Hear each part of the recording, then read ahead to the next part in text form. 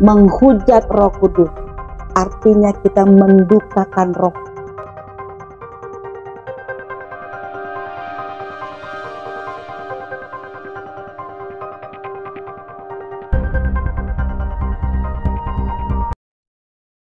Selamat pagi sahabat yang baik. Ketemu lagi dalam program Morning Devotion hari ini. Jangan lupa, hari baru pasti ada berkat baru. Tema kita hari ini adalah tentang menghujat Roh Kudus tidak akan diampuni. Sahabat yang baik, menghujat artinya menghina secara sengaja. Menghujat Roh Kudus artinya terus-menerus menolak dorongan Roh Kudus untuk percaya kepada Yesus Kristus. Ini yang dinamakan penghujatan yang tidak akan diampuni. Mari kita baca di dalam Matius 12 ayat 31. Dikatakan demikian, sebab itu aku berkata kepadamu, segala dosa dan hujat manusia akan diampuni, tetapi hujat terhadap Roh Kudus tidak akan diampuni.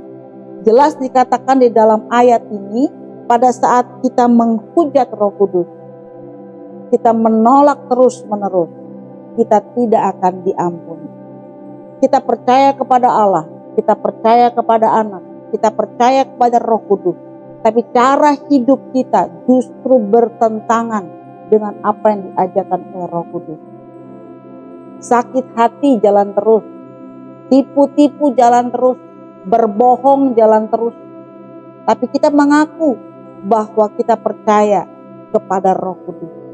Sahabat yang baik, pada saat itu kita sedang mendukacitakan hati Roh Kudus.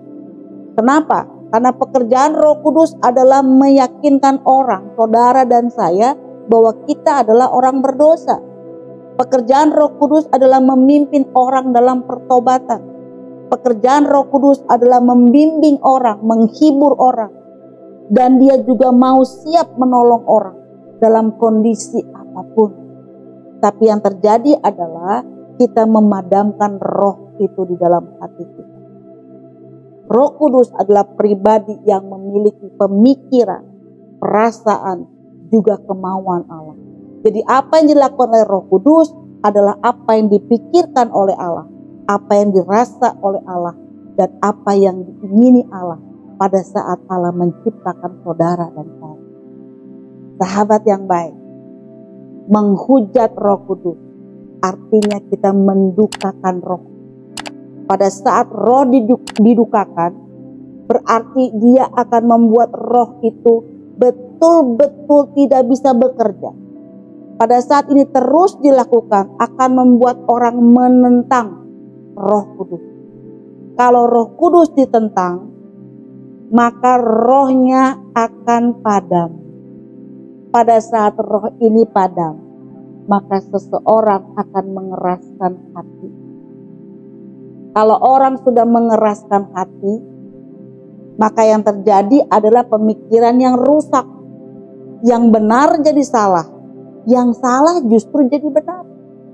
Dan kalau ini dibiarkan secara terus-menerus, maka pada tingkat tertentu, dan ini hanya Allah yang tahu, roh tidak akan lagi berusaha untuk menuntun orang itu dalam pertobatan. Dan bila ini terjadi, bila roh itu tidak berusaha lagi untuk menolong orang dalam pertobatan, jadi kalau kita memadamkan roh, kita tidak memiliki hidup. Dan kita akan menjadi murka Allah, membuat ini terjadi pada saudara dan saya. Mari sahabat yang baik, hari ini kita belajar tentang kenapa menghujat Roh Kudus tidak diampuni. Oleh karena itu, mari buka hati seluas-luasnya untuk Roh Kudus bekerja kepada saudara dan saya. Sehingga apa yang dijadikan Tuhan, apa yang direncanakan Tuhan untuk saudara dan saya hari ini, itu boleh terjadi. Tetap semangat, Tuhan Yesus memberkati.